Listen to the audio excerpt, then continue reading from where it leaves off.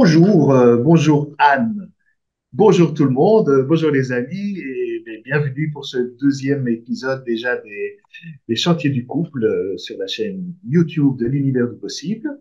Je vous rappelle en quelques secondes, on va à chaque fois faire des épisodes. On est au deuxième épisode des Chantiers du couple et on va aller chercher chaque fois dans les commentaires les questions que vous avez posées pour faire remonter pour l'épisode suivant la question qui sort du lot et qui semble la plus pertinente à développer. Ici, ça va être une question de Sandrine, surtout qui voudrait plus de renseignements sur qu'est-ce que c'est le miroir dans le couple, comment notre partenaire se sert-il de cet effet miroir, de ce miroir, et puis comment nos propres blessures dans le couple à travers, parce qu'on vient avec nos blessures, avec notre histoire, avec nos rencontres l'autre, et comment nos blessures influent sur la relation du couple. Alors Anne, c'est à toi de développer tout ça maintenant. Je te donne la Ok. parole. Merci Yves. Ah ben, avec plaisir, hein. Alors, du coup, ce sujet, ben, je vais commencer quand même par une note positive avant de parler des blessures. C'est que, bien sûr, ben, rappelons-nous quand même que il y a d'abord une rencontre amoureuse avant un couple, avant de créer un couple. Et cette rencontre amoureuse, c'est vraiment un état de grâce et c'est quand même ce qui porte la relation au départ. Donc, dans cette rencontre, il y a souvent un élan qui porte la relation et qui nous met en vie, un élan qui fait qu'on a envie d'aller vers l'autre, on est attiré, on est touché, on est interpellé, on est intéressé, on est voilà, aimanté. Donc, et dans cette rencontre amoureuse, là, parfois c'est foudroyant, parfois ça, hein, c'est d'ailleurs dans le mot, il y a tomber amoureux, donc ça nous tombe dessus, il y a quelque chose qui est comme un attrait irrésistible qui s'installe et parfois ça met du temps. C'est une rencontre à petits pas, hein, un attachement qui se crée. C'est pas toujours le même démarrage, mais en tout cas, il y a cette rencontre-là où on est touché par l'autre et où il y a vraiment un élan du cœur qui porte cette relation. C'est en général comme ça que ça débute. Et donc, c'est quelque chose que je voudrais rappeler parce que c'est quand même quelque chose qui va revenir sur le tapis, cette question de, au départ, on était vraiment connectés, on voit tout beau chez l'autre, on n'a pas envie de le juger, même ses défauts, on les trouve mignons, adorables. Il y a quelque chose de vraiment de l'ordre de la relation qui est portée par le cœur. Et puis petit à petit, bah, ça se gâte, hein. Et c'est quand même à peu près régulier, c'est-à-dire que forcément, cette relation va évoluer et petit à petit, il va y avoir des zones de confrontation, hein, des zones de crise, des endroits où on n'est plus si tolérant, plus si bienveillant avec les défauts de l'autre et parfois même ces défauts qu'on trouvait adorables au départ qui deviennent très agaçants, voire insupportables à certains endroits. Et donc, c'est vrai qu'il y a, ben, je pense que c'est une question qu'on se pose tous, c'est comment est-ce que finalement, comment est-ce qu'on en arrive, ou comment est-ce que d'une relation où on trouvait tout beau chez l'autre, où on était complètement dans l'ouverture et dans la connexion, comment à un moment donné on peut en arriver à se confronter tellement qu'on n'arrive plus à se parler, qu'on n'arrive plus à se comprendre et parfois même plus du tout à se connecter. Donc, c'est le sujet d'aujourd'hui, c'est effectivement comment cette relation se transforme et comment nos blessures sont au cœur de cette relation, comment elles s'immiscent au cœur de la relation et finalement font écran et nous empêchent de nous relier, de nous connecter, ce qui est notre nature, hein. Nous sommes quelque part programmés pour le lien avec cet élan de s'unir, hein, vers le un, c'est-à-dire de quelque part en recherche de connexion, en recherche de lien.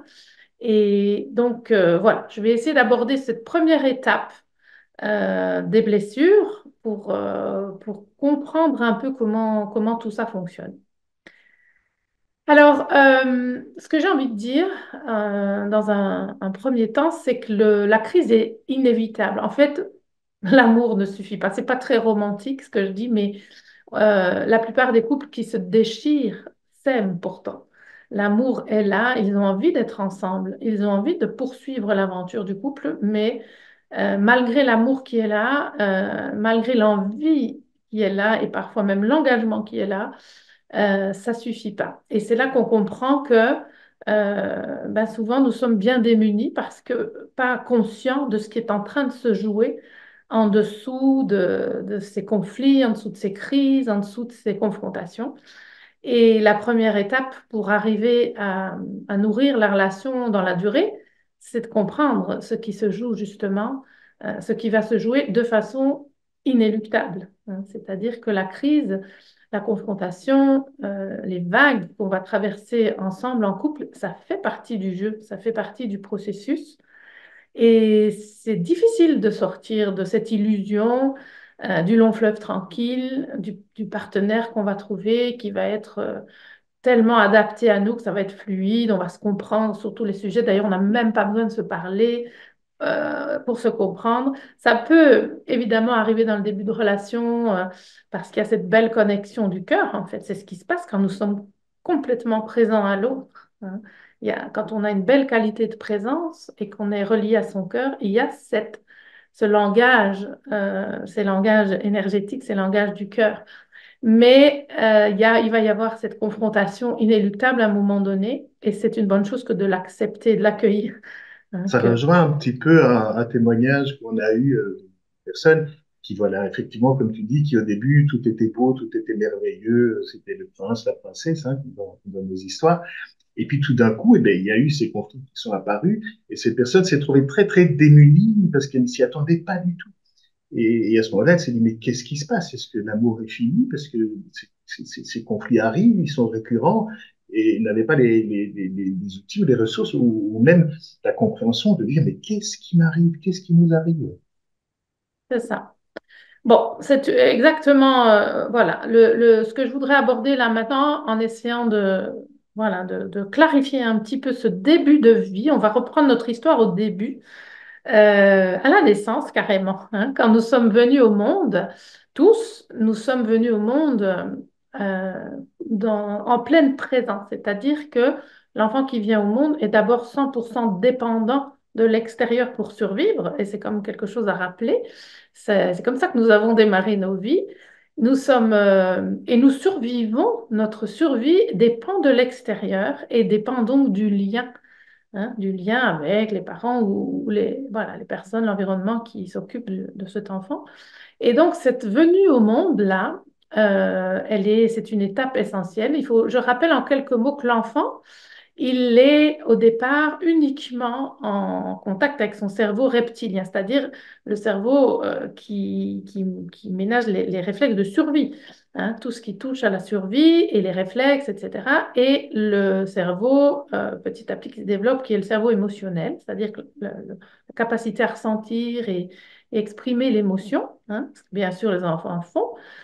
Jusqu'à l'âge d'environ 4 ans, c'est ces deux cerveaux qui sont aux commandes et ça veut dire que l'enfant n'a pas du tout encore la capacité d'abstraction, la capacité d'analyse, la capacité non plus de donner du sens, donc de donner une signification aux événements qui lui arrivent. C'est d'ailleurs le propre de l'enfant jusqu'à ces âges-là, c'est d'être une totale présence, complètement présent à ce qu'il vit dans l'instant présent, hein, en connexion avec ses besoins, avec son corps, et tout ça est bien sûr relié encore à la survie, hein, sachant que comme nous sommes totalement dépendants de l'environnement, eh bien évidemment, nous sommes aussi dépendants des réponses de cet environnement. Ce qui veut dire que l'enfant, il va bien sûr appeler, c'est le seul moyen qu'il a au départ, quand il est tout bébé, il va appeler, il va pleurer pour appeler, pour qu'on puisse satisfaire ses besoins de survie. Et les réponses ne vont pas toujours être instantanées, ni les bonnes réponses d'ailleurs. C'est-à-dire que chaque enfant va avoir des besoins qui ne sont pas satisfaits. Nous en sommes là dans les tout premiers moments de l'attachement et qui sont en lien avec la sécurité et bien sûr la survie, qui sont les besoins primordiaux du départ de notre vie. Et donc, se joue déjà là beaucoup de choses, en fait, totalement inconscientes, bien sûr. Et il va se créer là des mécanismes de défense, c'est-à-dire que l'enfant qui ne va pas avoir les réponses. Par exemple, avant, on disait laissons les bébés pleurer. Hein, on les mettait dans une autre pièce en se disant ben, il a un mois, 2 mois, si on ne le laisse pas pleurer, il va faire des caprices. C'est comme ça qu'on éduquait les enfants avant. Et l'enfant va, bien sûr, qui n'a aucun moyen de subvenir à ses besoins, quels qu'ils soient, devoir survivre à ces mécanismes-là et créer en fait des réflexes, des automatismes, hein, un mécanisme d'adaptation finalement, hein, pour traverser toutes ces zones d'inconfort où ses besoins ne sont pas satisfaits. Et c'est là qu'il va y avoir toute cette création, tous les mécanismes d'attachement du départ de nos vies vont évidemment être fort emprunts de ce qui se passe là, dans ce degré de proximité ou d'éloignement des personnes qui s'occupent de nous. C'est comme ça que le lien se crée, hein. Donc, nous sommes des êtres de lien. C'est même, nous dépendons pardon, du lien pour notre survie. Et en plus de ça, bah, finalement, la réponse va être plus ou moins adéquate. Bien sûr que tous les besoins ne vont pas être satisfaits, hein, bien, bien loin de là. Et commence tout ce mécanisme d'adaptation, hein, jusqu'à l'âge de 4 ans avec heureusement d'ailleurs, hein, parce que c'est ce qui fait que l'enfant est si résilient, bah, c'est bien parce qu'il est dans le présent et qu'il n'a pas cette capacité de savoir ce qui est bien, ce qui est mal, juste ou pas juste, ce qui est bon, mauvais, Il n'y a pas d'interprétation en fait de ce qui se passe. Il se laisse traverser par les événements, il les vit bien sûr. Les mécanismes de survie vont se mettre en place pour s'adapter. Il va ressentir les émotions, la peur, etc. Tout ça le traverse, mais il n'y a pas encore de possibilité d'attachement ou d'identification à ce qui se passe pour lui. Et c'est très important de le comprendre parce que on dit souvent tout ce qui se crée avant 7 ans dans nos mécanismes de construction psychique, eh bien, vous comprenez que c'est en lien avec le cerveau reptilien et le cerveau émotionnel, c'est-à-dire pas encore en capacité d'abstraction et d'analyse, et voilà, pas de capacité de donner une signification à ça. Et donc l'enfant, tout ça va créer des empreintes, hein, des empreintes dans son corps, dans son système énergétique, et aussi ça va créer tout un mécanisme d'adaptation par des mécanismes de survie. Et ça va devenir des réflexes en fait, des automatismes. Dans la relation, en quoi ça nous concerne, ce que je raconte là? Eh bien, il faut savoir que quand deux êtres se rencontrent au départ, normalement, ils vivent cette ouverture-là. Si vous vous rappelez de l'état amoureux, hein, il y a cet état de connexion. C'est un sentiment de grâce. On est porté par la vie. C'est comme s'il y avait, on se sentait hyper vivant dans ce moment-là. Et il y a tout cet élan qui va vers l'autre. On a envie de nourrir le lien. On est plein de créativité pour ça. Créer une relation, c'est un autre sujet, hein. C'est pas si facile. C'est quelque chose qui s'apprend. C'est quelque chose qu'on n'a pas appris à l'école. C'est quelque chose qu'on n'a pas appris, qui n'est pas enseigné. Déjà de comprendre comment nous fonctionnons nous-mêmes, comment ça fonctionne à l'intérieur de nous. Et puis alors se mettre en relation avec l'autre, eh ben, l'amour ne suffit pas. Donc comment est-ce que l'autre va servir de miroir pour me révéler? C'est vraiment quelque chose d'important à comprendre parce que j'ai l'impression que c'est quelque chose qui peut aider à, à se projeter dans une relation avec du sens, hein. Parce qu'une relation, c'est pas juste s'aimer, c'est chouette, c'est vraiment important, c'est le ciment, c'est ce qui nourrit, mais la relation, c'est aussi une école de vie, c'est une école de croissance, hein. Ça veut dire que quelque part, l'autre qui va venir en relation avec moi, il arrive avec ses mécanismes de défense, il arrive avec son histoire, il arrive, comme vous le comprenez, avec des mécanismes qu'il a construits qui petit à petit sont comme des barrages, des masques, des carapaces, bien sûr que souvent se trouvent pas par hasard, hein, dans ce sens où on attire souvent la bonne personne, pour pas dire toujours, la bonne personne pour aller nous pousser dans nos retranchements, les endroits où finalement nous avons renié des parties de nous-mêmes. C'est ça la révélation, comment la relation nous révèle à nous-mêmes. Ça veut dire qu'elle va mettre de la lumière sur les zones de nous où nous avons été en danger, où nous nous sommes sentis en danger, insécures, et où nous avons commencé à construire des paravents, construire des mécanismes, des barrages pour survivre, pour nous adapter, hein. Et là, quand nous sommes en relation, c'est inéluctable de se retrouver dans cet échange de miroirs, c'est-à-dire que souvent on va trouver la personne qui est à l'opposé de notre énergie. Si par exemple je viens de décrire là, un mécanisme, quelqu'un qui pour me faire aimer, pour créer du lien dans mes mécanismes de défense, j'ai compris il fallait vraiment que je me manifeste, que j'aille vers l'autre, que je demande, que j'appelle, je sois dans ce processus-là. Il est possible et même probable que je rencontre en face de moi quelqu'un qui est dans le mécanisme inverse, hein, qui va se sentir envahi par ça, qui va rentrer dans son mécanisme de repli. Et c'est très difficile. Quand on n'a pas le mode d'emploi déjà de soi-même, qu'on ne comprend pas ce qui est en train de s'activer là, qu'on pousse sur les boutons de l'autre et qu'on n'a pas voilà, le fil conducteur pour comprendre ce qui est en train de se jouer, eh bien, on va rentrer dans une espèce de dynamique, une spirale infernale où plus l'un fait quelque chose, plus l'autre et pousse sur les boutons, plus l'autre va rentrer dans son système à lui et ça va s'auto-nourrir et ça nous fait tomber en général dans la relation, dans un système où finalement nous allons nous rendre compte que finalement on commence à se protéger de l'autre, celui avec lequel on voudrait tellement être en lien, celui qui justement nous permet de nous ouvrir, avec lequel on a envie de créer cette unité, eh bien, nous allons petit à petit le considérer comme un danger. C'est un peu comme si on se trompait de cible. C'est-à-dire qu'au lieu de comprendre que l'autre pousse sur nos boutons, qu'il est en train d'activer ce qu'on appelle notre corps de souffrance, hein, le corps de souffrance étant finalement l'accumulation énergétique des blessures auxquelles nous avons dû nous adapter, hein, qui construit presque comme un personnage, une énergie à part entière, hein, et qui est très réactive. Et ce sont comme des réflexes en fait. Et donc là, l'autre va toucher à cet espace chez nous et c'est toujours une chance.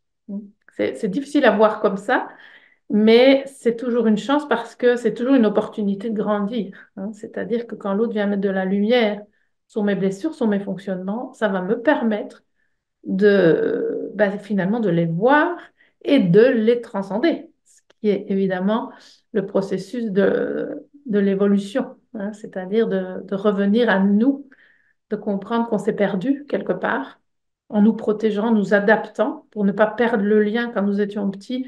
Nous avons mis en place des systèmes de protection qui finalement nous ont éloignés de nous-mêmes, de notre cœur, de notre présence, hein. Et la rencontre amoureuse, le couple, eh bien, c'est la plus belle opportunité pour nous réouvrir, en fait, pour apprendre à rouvrir le cœur, à re-rentrer en relation avec tous ces espaces en nous que nous avons reniés pour nous adapter, hein, toutes ces parts de nous que nous avons contractées, que nous avons sclérosées parfois, complètement atrophiées.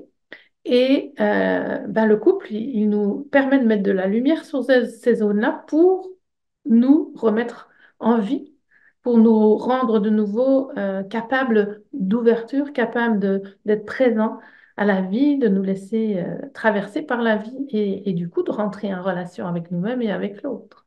Donc, si je comprends bien, le miroir, quelque part, dans le couple, on a besoin de l'autre pour pouvoir se découvrir soi-même dans ses blessures, dans ce qui a été camouflé et auquel on n'a plus accès consciemment. Et donc, le miroir va remettre en conscience, en fait, ce qui était dans l'ombre et ses automatismes. Et quelque part, le conflit dont tu parlais, c'est une chance, une opportunité qu'on pourrait avoir pour reprendre la main sur ces automatismes et s'emmener plutôt que dans une vie automatique, s'emmener vers une vie désirée grâce à l'autre. Et si le conflit est bien cadré, c'est une école d'apprentissage et pour devenir grand quelque part, ensemble. Exactement, j'aime bien cette image, devenir grand ensemble. C'est très beau. Et c'est exactement de ça qu'il s'agit, hein. C'est-à-dire que finalement, c'est la loi évolutive, tous ces mécanismes de contraction que nous avons tous vécus, ça nous rapetisse, hein. Mais c'est un passage obligé. Hein, quelque part, quand on se relie au courant spirituel, on comprend que il faut se perdre pour se retrouver. Eh bien, c'est un peu ça l'idée, c'est-à-dire effectivement ce mécanisme de contraction inéluctable, parce qu'un enfant, il est sous pouvoir, il dépend 100% de l'extérieur, il n'a pas le choix que de s'adapter. Hein, si son parent lui dit, vous savez, quand un enfant a 1 an, 2 ans, on lui dit, voilà, maintenant là, ça c'est mal, c'est pas bien ce que tu as fait, tu es puni, tu vas dans ta chambre. Vous voyez que dans les systèmes de punition, d'éducation, il y a souvent cette notion de couper le lien. Tu vas dans ta chambre, ça veut dire que tu es tout seul.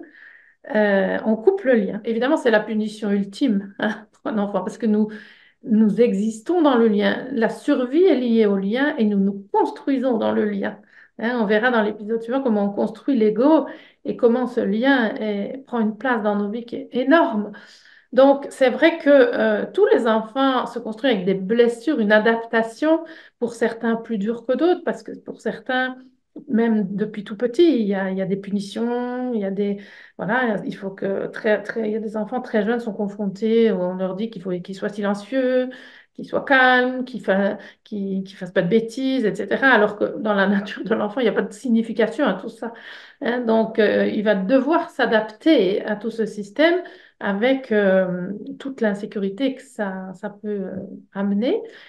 Et ce système d'adaptation, il est inéluctable. Donc, dans la relation, effectivement, il y a quelque chose qui se joue qui est extraordinaire, hein. Si on regarde de plus haut, ce qu'on est en train de dire, c'est extraordinaire. Ça veut dire que dans la rencontre amoureuse, outre le fait de partager de l'amour et de se connecter et de vivre une aventure à deux en couple, il y a aussi une école de vie qui est énorme. C'est une opportunité de grandir, une opportunité de croissance qui est magistrale. Ça s'apprend, hein, d'être en relation. C'est pas si simple. C'est pas toujours facile de le comprendre, mais ce que j'avais envie de dire pour clôturer ce sujet de la blessure, hein, c'est que finalement, ce que je pourrais résumer, c'est que le couple nous met en chemin vers nous-mêmes. C'est-à-dire, la relation nous présente un miroir qui nous fait réagir, qui vient nous chercher, qui vient nous confronter à des espaces de nous qui ont besoin d'être éclairés pour nous remettre en vie. Hein. Et aussi pour nous mettre en relation avec l'autre, parce que ça vient renourrir directement la relation. Si je ne suis pas en contact avec mes besoins, ce qui est le cas depuis que nous sommes petits, nous avons renié tellement de besoins, hein, pour nous adapter à ce que le monde nous demande. Hein. Déjà à 2 ans, 2 ans et demi, on va en crèche même plus tôt, on doit s'adapter à la collectivité, aux horaires qu'on nous impose.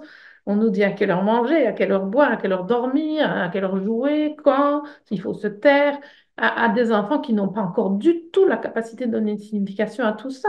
Donc les mécanismes d'adaptation sont énormes.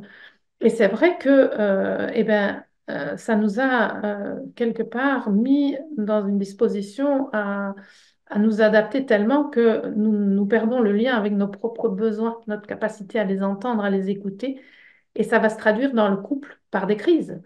C'est un peu comme, voilà, les besoins que je n'écoute pas en moi vont se manifester dans la relation par des attentes, par des besoins, par des exigences, hein, par des systèmes qui vont se révéler là. Alors voilà, donc pour terminer, ce que je voudrais dire, c'est finalement, souvent nous nous trompons de cible. C'est-à-dire que nous allons rentrer dans des jeux de pouvoir avec notre partenaire, nous allons avoir envie de le changer, de le transformer, avec l'idée que ce qu'il est, ça ne convient pas.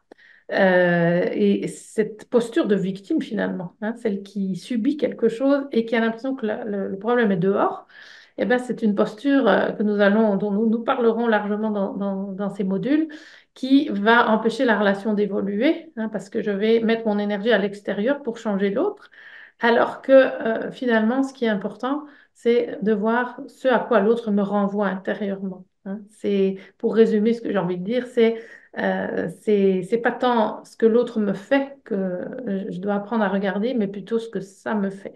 Hein. Revenir, le miroir, le retourner vers soi pour aller regarder ce qui se passe intérieurement et en prendre la responsabilité, pour redevenir capable de nourrir le lien à partir d'un espace en nous où nous sommes pleinement en accueil de notre monde intérieur. C'est d'ailleurs le seul moyen de nourrir la relation. Donc voilà, c'est comprendre ça. Pour résumer, ce que ce module veut dire, c'est que de comprendre que nous sommes bien sûr tous agis par des blessures inconscientes, hein, des bobos, des blessures de l'âme, en fait, des blessures psychiques, que nos mécanismes d'attachement, les blessures d'attachement ont une importance énorme dans la manière dont je vais vivre mes relations par la suite. Mais de comprendre ça, ça permet aussi de comprendre que oui, la relation va forcément venir révéler ces parties-là, forcément venir me confronter, et c'est pas agréable. C'est pas facile parce que ce sont des zones protégées, ce sont des zones minées, hein, où il y a des systèmes de défense que je comprends pas moi-même, qui sont pas conscients.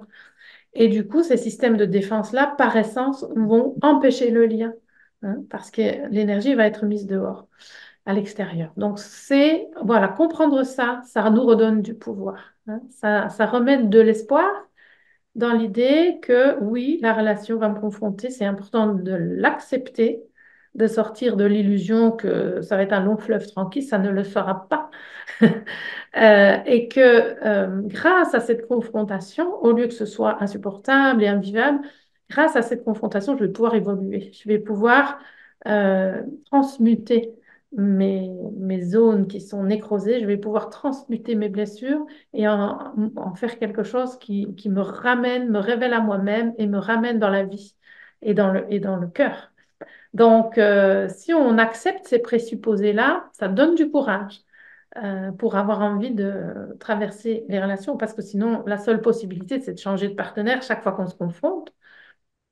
Autrement dit, ben, dans la durée, le couple, à ce moment-là, c'est compliqué.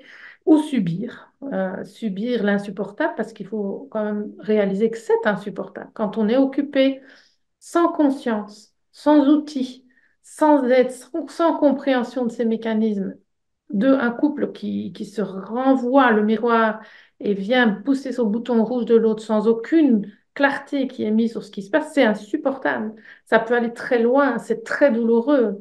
Alors qu'on est au départ dans une relation avec l'être aimé, on peut se déchirer à un point que ça en devient totalement toxique, hein. Ça, c'est quand c'est trop tard. Et donc, ce que j'ai envie de dire par là, c'est que c'est se mettre en chemin, c'est commencer par accepter ce qu'on vient de dire là, se mettre ça dans sa conscience, ouvrir son espace à cette réalité-là, et quelque part comprendre que l'autre n'est pas ce qui me met en danger, hein. Il révèle des parties de moi qui se sentent en danger, mais ce n'est pas lui le danger, hein. Le danger, il vient des blessures qui sont réactivées et qui finalement créent un paravent entre nous. Donc voilà, et aussi comprendre que ben, parfois c'est bien de se faire aider, hein, même souvent, hein, parce que bien sûr que nous ne sommes pas équipés, on n'a pas appris, on n'a pas appris ça à l'école, on a appris beaucoup de choses, mais pas du tout ça. Et du coup, ben, ça ne s'invente pas, c'est quelque chose c'est un apprentissage à vrai dire, hein. Donc aujourd'hui, il y a voilà, plein de possibilités pour ça et c'est quelque chose qui est important. Et aussi d'apprendre à nourrir le lien, quoi qu'il arrive, parce que ben, nous allons traverser des crises et c'est très douloureux, mais s'il n'y a pas un lien qui permet de rester connecté, de quand même vivre ben, de l'amour, du soutien, de la bienveillance et du partage, ben, s'il n'y a plus que de la crise, c'est pas possible, hein. C'est ce retour à soi et au lien qui permet de traverser tout ça. Et ça, c'est aussi très important d'apprendre à le faire. Voilà. Ce que moi je propose pour terminer, c'est quelques questions que j'ai envie de poser aux internautes, si vous avez envie de vous les poser, tout du moins. Ben, c'est peut-être de finaliser cet épisode en vous posant cette question. Qu'est-ce qui finalement m'a touché? J'ai posé cette question déjà dans le premier épisode. Qu'est-ce qui m'a touché chez l'autre? Qu'est-ce qui m'a interpellée? Qu'est-ce qui a fait que j'ai ouvert mon cœur, que j'ai été attirée vers cette personne? Est-ce qu'il y a des espaces que j'ai trouvés adorables, des parties de la personne que je pourrais considérer comme des défauts parce que c'est loin de moi? Hein, par exemple, si moi je suis quelqu'un de très organisé, qui a besoin, voilà, de tout mettre sous contrôle, en général, je ne vais pas rencontrer une personne comme moi. Je vais rencontrer une personne qui est beaucoup plus dans l'instant présent, qui peut-être au contraire a du mal à s'organiser, etc. Parce qu'on se rencontre souvent en équipe. Je ne sais pas si vous allez reconnaître ça dans votre couple. On va se rencontrer souvent son opposé parce que voilà, on a besoin de cet espace de l'autre. Donc souvent, quand on se rencontre au début, on est touché par ça, on peut trouver ça mignon, se dire, oh là là, qu'est-ce qu'il est bordélique. Mais voilà, il n'y a pas de jugement, il n'y a pas d'opposition. Mais petit à petit dans la relation, ça va commencer à se tendre, hein, parce que ben, la manière, celui qui vit dans l'instant présent, etc., peut-être que ça va venir éclairer des zones de moi qui sont très rigides, très contractées. Parce que peut-être moi, justement, dans mon organisation pour survivre, dans mes réflexes internes, j'ai cette structure, j'ai besoin de tout avoir sous contrôle, que rien ne soit mis au hasard, sinon ça m'insécurise. Et quand l'autre va commencer quand on va rentrer dans le couple, dans la relation au quotidien, etc., cette désorganisation de l'autre, le fait qu'il soit dans le moment présent, qu'il peut-être il soit en retard, des choses comme ça va commencer à venir toucher en miroir cette zone de moi qui est très rigide, qui est très sous contrôle, dans laquelle je suis complètement coincée peut-être et je respire plus. Hein. Et donc, c'est dans ce sens-là que le miroir va agir. L'autre va venir m'éclairer ça euh, comme une opportunité de peut-être assouplir cet espace en moi qui est complètement rigide et vice-versa. Hein. L'autre a besoin peut-être de se structurer plus pour être plus sécure. Et on se trouve bien en général dans le couple pour ça. Donc voilà, et qu'est-ce qui est chez l'autre est venu, quels sont les opposés dans votre relation? Qu'est-ce qui au départ était OK pour vous, que vous pouviez accueillir cette partie de l'autre, et puis en fait, au fur et à mesure, vous êtes devenus intransigeants, vous avez commencé à être agacés. Ces parties de l'autre vous insupportent. Est-ce que vous pouvez voir ces parties-là? Est-ce que vous pouvez reconnaître qu'est-ce qui vient vous insupporter dans les comportements de l'autre?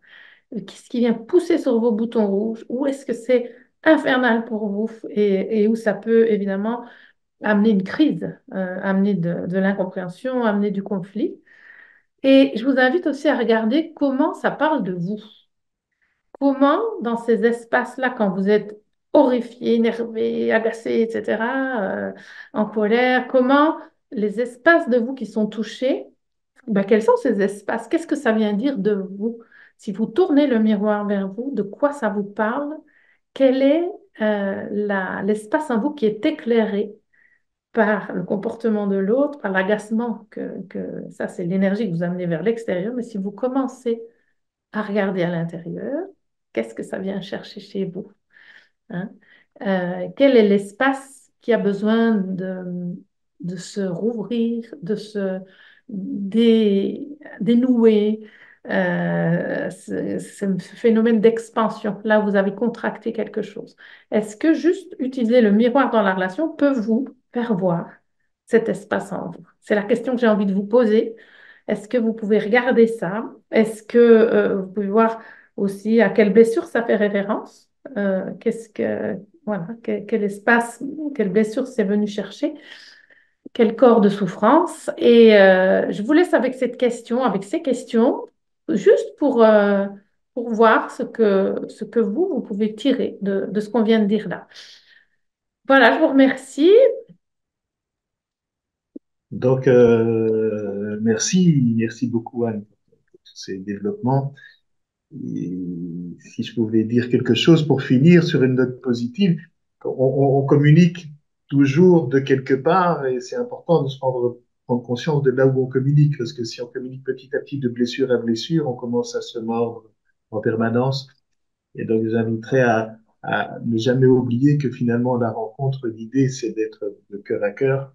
Et donc, n'oubliez pas d'honorer votre partenaire et de vous honorer vous-même parce que c'est grâce à cette personne et à ce miroir que vous n'avez pas rencontré par hasard que vous pouvez faire la lumière sur votre monde intérieur. Vous pouvez faire les pas nécessaires pour grandir et devenir le meilleur de vous-même et pouvoir vous offrir au monde en étant qui vous êtes plutôt qu'en étant tout coincé dans nos blessures et dans nos protections et de nous emmener nulle part finalement. Alors, je vous rappelle en quelques mots si vous voulez répondre à ces questions, de les noter sur la chaîne YouTube, en dessous de la vidéo, dans cet endroit-là. Si vous avez des questions à poser pour les prochains épisodes, notez-les aussi dans cette chaîne YouTube, pas à d'autres endroits, sur Messenger ou ailleurs. Notez-les bien là, qu'on puisse regrouper tout à cet endroit-là.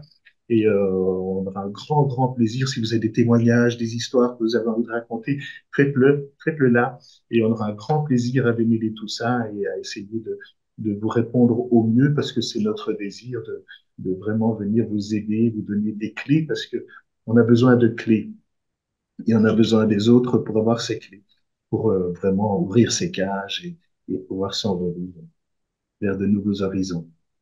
Merci Yves. Ok.